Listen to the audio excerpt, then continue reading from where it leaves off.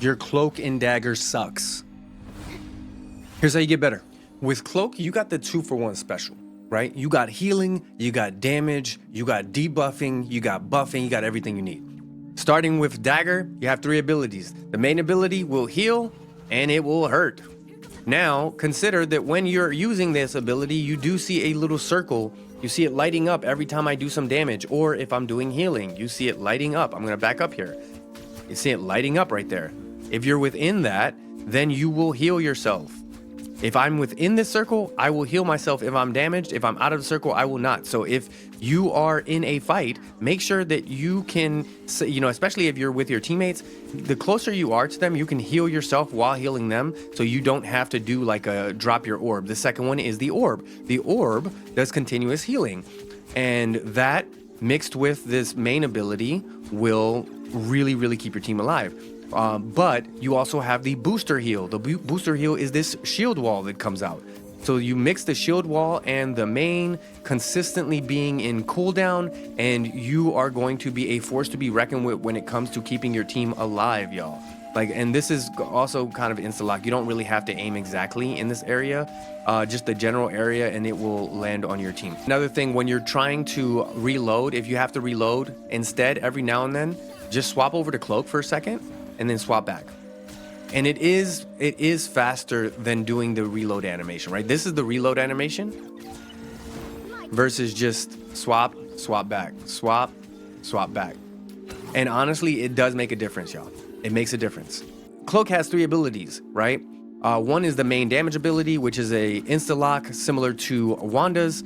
Within a certain range, I want to say within 10 meters, you will be able to lock onto a target and just do continuous damage. Second ability is going to be a cloak. The cloak makes you invisible and invulnerable, as well as all of your teammates, as long as you are in a non-combative state. You cannot attack when you're cloaked. If you are cloaked and you or your teammates attack, the person who attacks will no longer be in that cloak state. Now, if Cloak is the one who attacks, then nobody is in the cloak state. But this is a great way to protect yourself from damage, specifically ults. This is a great way to get out of ults, pesty ults like Magneto, like Iron Man, like Jeff, like Wanda.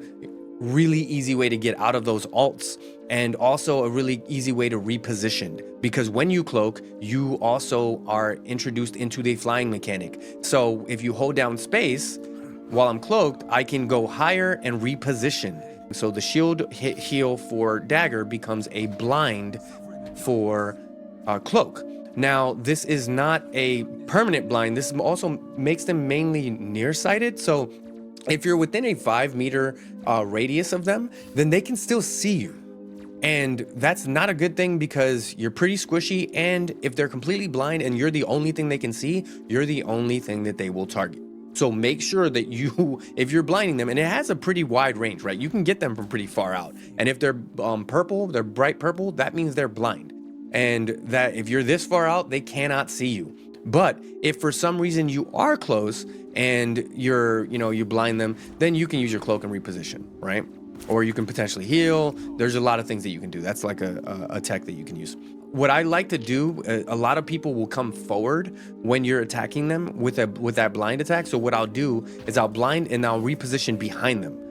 The ult is both a offensive and defensive. So it's going to heal your team and it's going to damage the other team.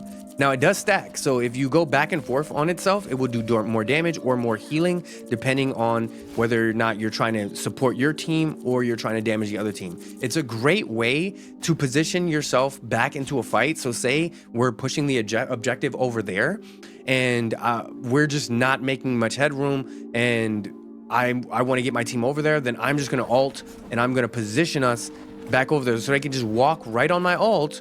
And now, boom, we're going to be right here on the objective where we need to be. When you ult, you're going to force a lot of ults, right? And not just the other healers, like not just the other cloaks, not just the enemy Luna, not just the enemy Mantis. You're going to get a lot of Jeffs. You're going to get Iron Mans. You're going to get Doctor Strange. You're going to get Magneto's. The amount of times Magneto's try to take me out is insane when I'm ulting. So how do we combat this? So I very rarely will ult from Dagger. I usually will ult from Cloak, and the reason why is, like I said, that jumping and flying mechanic, I'll get up in the air, and then once I'm up in the air, I'll use my abilities while I'm floating, because it makes me a lot of a harder target, especially if you can get super high. Then you can limit the amount of opportunities that people have to actually kill you, especially with those one shots like Wanda, Doctor Strange, specifically like Magneto and Iron Man, where they have to really hit the target.